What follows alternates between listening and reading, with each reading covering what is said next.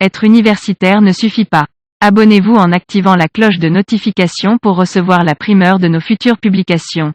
Il y a du chemin à parcourir pour être un intellectuel qui compte.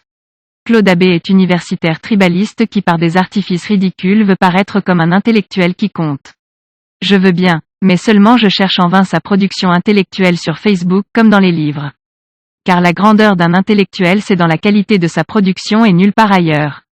Je parle de la qualité de la production parce que les productions stériles existent. Il ne suffit donc pas d'avoir écrit 1 ou 2 livres. Je n'ai connu cet homme que dans les querelles bassement tribales et les invectives.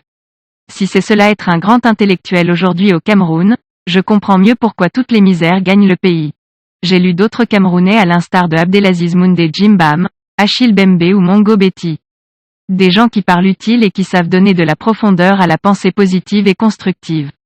Ceux-là, je les appelle des intellectuels. Des intellectuels qui comptent de par la qualité de leur production. Claude Abbé doit avoir l'humilité d'apprendre. Il a encore du chemin à faire. Se débarrasser du tribalisme qui lui colle à la peau n'est pas un moindre pas sur ce chemin.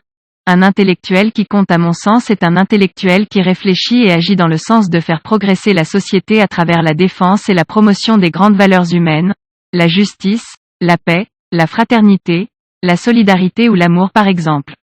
Cela suppose une certaine hauteur d'esprit qu'on ne peut retrouver chez un tribaliste.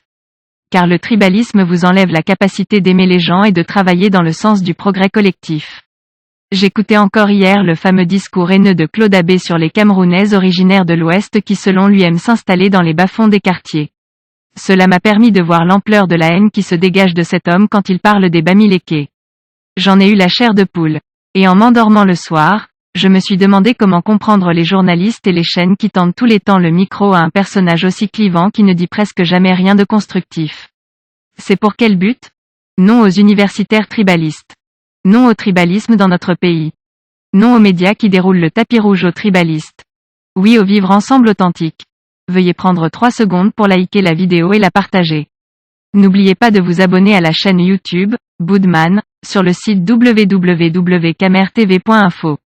À bientôt pour de nouvelles publications.